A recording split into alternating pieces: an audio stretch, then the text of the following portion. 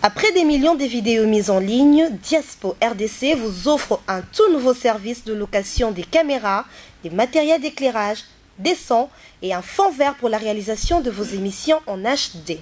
Mais aussi la couverture de vos mariages, la réalisation de vos séries télévisées, vos clips et toutes sortes des émissions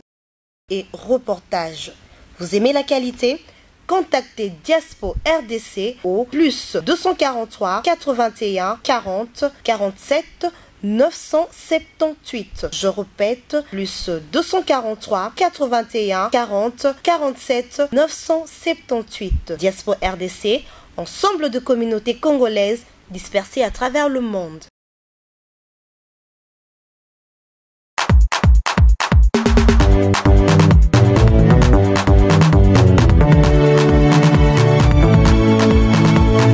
Ah oui, bana poto bacheli musulman posant ngulu, est-ce qu'on koufa bien ne peut pas sa réponse. Bana poto ndera bo moningo relinda elona kiti sur le terrain. Pour le marambo ça biso passe, babi na parlant de te le bara toujours marambo ça la passe. Babi netka mi bala poto bo pesa biso passe na mutema. Ngo ba fia kin boti ne no ba photo, boti ne no ba vidéo ko makuno tali ngo silisi, opesi ba camarade batali, ba camarade après avoir kotala ba tchande netka na Facebook, netka na WhatsApp. Yango nga lolo relinda na bino kita sur le terrain. To me camper ko ka bande basi eloko wana sala bango ndenge nini toyoka ba mama nini ezosala bango bana bango basi bazala ridiculiser pe ba papa lisusu mawani ezosala bango amona mwana mwasi ba publier na Facebook to na WhatsApp elongo na belle matuma balobi tozokita sur terrain to meka koza ba vie ya bato. Diaspo RDC, ensemble de communautés congolaises dispersées à travers le monde.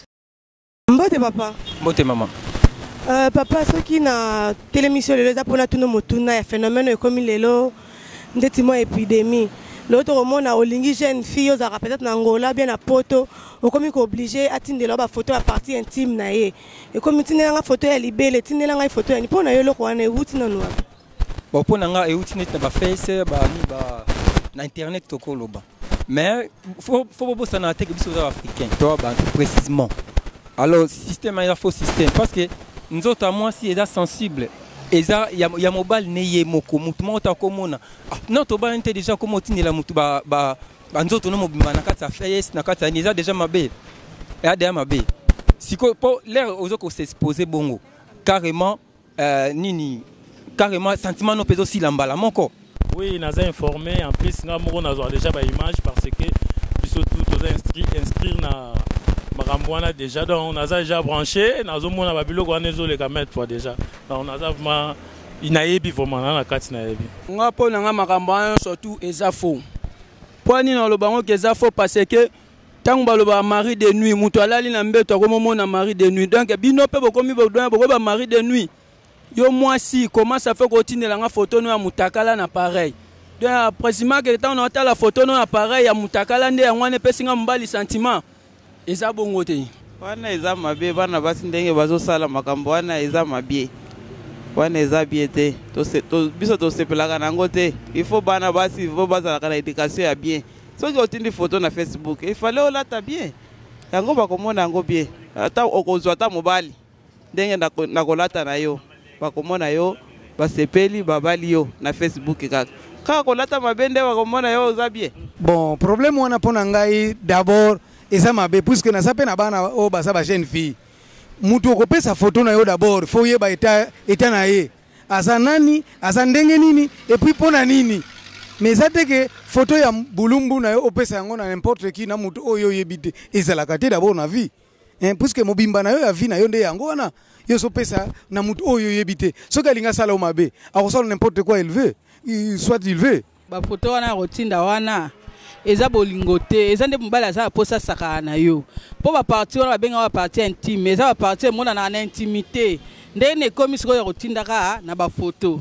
déjà partie ya kolata na bino bo lekisa ke pa na bino ba partie eza so intimité ba partie wana ekoma nango exposé donc mutu no salingi kotala ateli yango pe boza facilité ya kotinda ngo pa mutu no so o ya sengi. Mais balobi eza mingi bino mbali ne ba obligera biso ba fille za mwasi na nga na lingio mingi na tinela nga photo nga pe mwasi na otindelo photo na bolingo yozo yango publier yango poni bo sala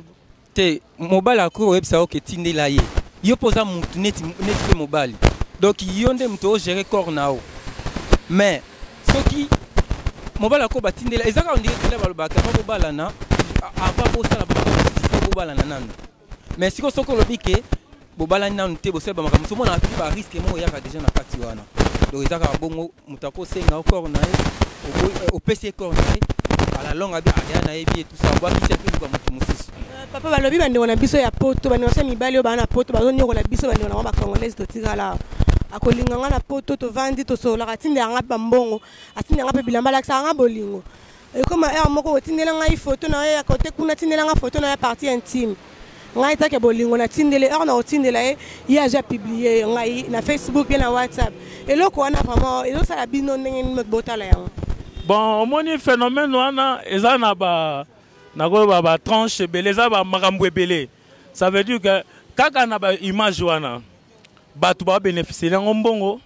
bazo bénéficier ngo mbongo bazo teka ba image wana bazo kende ko produire ba photo wana bazo teka ngo ba olela ngo mbongo sambino batu botinda ba photo wana boye bake bazo lela ngo bino mbongo bon précisément pena ba neti ba jeune fille o que so mobile a demandé que tindela nga photo no ya ni ozwi po tindi yango ube tindela nga libelo ube tindela nga nini ba basimo surtout to ko ba ke basambela raté. Pour moi, si penda au hasard sambela raconte église jamais ko selo ko pa Facebook a publié na batunyo surtout pour ce qui chasse mobimba tam supena le ki na yanda ko azana Facebook mais il faut que tika makambo ane eza mabe même si o corrompre nga na mbongo jamais na kotindo photo na mutakala impossible simbati bana mibali ndenge wana bazo sala mabe soki mwasi na atendeli yo photo yo moko sengi photo ya ndenge atindi isoki alati il faut alata mabe atindela yo mona o sepela il faut moko o garder yango ko publier yango te wana ko publier eza mabe eza biete te photo ba pesa kango n'importe qui te photo ko pesa ngo na mutu oyo boyebani na nyonso mais eza te ke lokola na correspondance kaka boyo zwi photo tindie na photo pe mobimba na yo ezaka na photo parce que mutu ezali photo ezali mutu mobimba mutu azangi pema mais aza déjà mutu soki ozuye soki azwi photo na akosala n'importe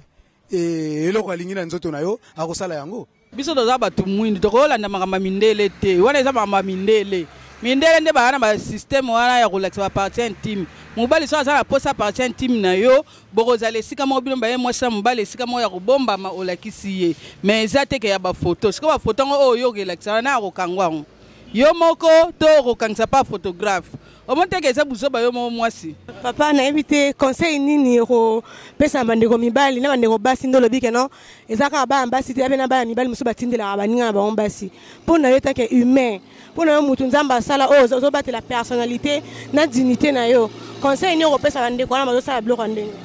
vraiment na part na ngai vraiment conseil na ko pesa bango eloko ba sala d'abord za mabe mais ndenge ba l'argent ça les a raté na ba domaine na bango ba mususu ba tinda ba photo po ba zulango ba mbongo là peut-être nde ba l'argent ça les a té eza mbongo ya bien pour na bango ta ba mona ba photo wana ba sala ba échange ya ba photo na ba mbongo c'est bon mais ceux qui eza na on a intérêt mo boy wana te o ba moneli ba zulambongo eza ka po ba misambwisa ba ndeko na ba mona bango po à chaque photo ba mona ba bongo ndeko no peso kaza na Facebook a mona pe ya yo tant ba partager ngo mutu to o mona yo au moins to comme exposer ata voisin moko boya mona wana musika mba moko mi ridiculiser biso moko nde to landi ba lire po biso tant to moni to copier to commission mais eza bilo na biso te za ba africain te na botika biloko bo sala ngo sote na kantina sukamo na pa na oloba neti surtout na pa na biso mibali ba mibali o ba yebi ke batindele basenga basi na bango ba photo ya ba mitaka lo beso atinini faut kotika mwasi aza mwasi na yo so convaincre ya rondimana ya rotinda ngo mais okosengelo ko wana te po yebi kezelo mo mabe po nzoto oyo lingi jamais koko ma publier na mutu nyonso tu nanga na mutu aliboma mais na Facebook na mona nzoto mwasi no ya mabe faut kotika yango na bandeko na biso ya basi na bandeko na so mi basi surtout bandeko na so basi faut faire attention pourquoi ba o batindi déjà biso tozo mona ngo alors pourquoi vous otinda kaka donc ça que botinde l'été botinde n'est pas publié ngo alors faut faire attention vous les bino ba femme faut ça l'attention bozala ni poto c'est quoi biso peto l'équipe poto comprendre poto dans le mon côté que so ndeni batinde so dans comment ça va complexer comprendre et ça d'abord bino na bana basi faut garder personnalité na dignité na bino que bango mibali ko soko tindeli les rafana na ba café na bango kuna na ba congolais tout ça habita famo manga tindelinga atine mista nepe a publier yango ezongeli biso so na kino monte ke bobe sa famille bobe sa personnalité crédibilité ya famille nga wana nga nazala tala ba Facebook wana tata mwana nga nasepela kana ngote azala ba Facebook ata bana biso ndenge tozala bango na ndako biso tosepela kana ngote na ba Facebook wana eza biete epana nga ndenge wana bon pona nga na koloba boye pona nga na bana na nga na koloba boye ke vraiment ou bien na bino bana na biso kaka na koloba parce que tosolo bana dans l'ensemble bon na bino baza na bana na biso d'abord un mwana nyonso ayeba ke photo ba pesa kango à n'importe qui te un de deux eza na tina moko ya ko wela vite parce que ebele pe ba wela vie ba kutana pe na ba vie na bango d'où bon mais ma vie na bino na ba vie de prière peut-être yango nde koko sunga yo vie na yo mais soko lobi ke olingi kolanda loyenge olingi kolanda pona poto eza suka te eza pe fin du monde te eza pe bozui ya mokili te ebele pe baza awa na Kinshasa baza na bozui mais baza na bango na poto te donc bosutokela poto te mende bozala na amour d'abord du prochain et puis bozala na bolingo ya koyeba ke poto eza fin du monde te kolinga komitika nzoto na yo n'importe qui te komiteka te po wana bozo komiteka pona ngana koloba boy na basi na mibali système wana eza mabe ezali culture na biso te eza culture ya mindele biso toza batu mwindu tolanda culture na biso oya biso ezali mwasi na mobali bazalaka na esika ya kobomba tobenga yango kutu makambo ya soni mais sikoyo mindele baexpose yango mpona bango nzoto ya mutu ezala mutakala ezala na bilamba ezala nango na valeur te mutu nyonso akotala ndenge alingi donc bana basi batika kokope baculture ya bato mibali mpe botika kokope baculture ya bato bolanda bokoko na biso ndenge ezalaki mibali wana oyo bino bozotindelaka bafoto wana eske baza mibali oyo bakobala bino to baza mibali na bino so baza na bango mibali na bino te ata baza mibali na bino na contexte wana namoni ke eza nango bozosala kindumba bozolanda mibali ya bato bozala batango na bino ntango ekoka nzambe akopesa bino ya bino mibali. Merci beaucoup maman. Merci. Diaspora RDC, ensemble de communautés congolaises dispersées à travers le monde. Jean-Luc Adimana sur que oyoki ba maman de balobi ba na poto boki ba papa de balobi ba jeune fille pe balobi ba bieto sala pasi ya to tinelo photo na bolingo mobile nanga za kuna senga photo komi kuno publier vraiment na biso mibali obo sa bombo ki la biso ma botike za mabe ta kandi zo pesa pasi zo kota ba ranki na ba famille kabibingi royokit pekisa pegingi raso sala marambo atika ngo parce que ezo sala pasi bandeko basi bazolela ba mibali ya poto yo moko lukanga yo moko bengi ngai na lingio inane 2 ans on ba photo nanga or que c'est lango album poko telango mbongo vraiment to tikango Abel Matuta babi derrière la caméra so bomo no relinda yo bimandenga zo bima boy bo pesa merci na Abel Matuta Purus Bunga balobi le chef le plus frais le plus élégant bana bango yeyo diaspora mo bimana pesi bino mbote pa ozali famille na ngai babi sumo na lumbala bana poto to kutani prochainement na compte émission parlons de relinda la bino blora sikarande mikolo na wabi modeur derrière moko ba cheli musulman poison ngulu. Est-ce qu'on couvre la pote sa réponse? Au revoir.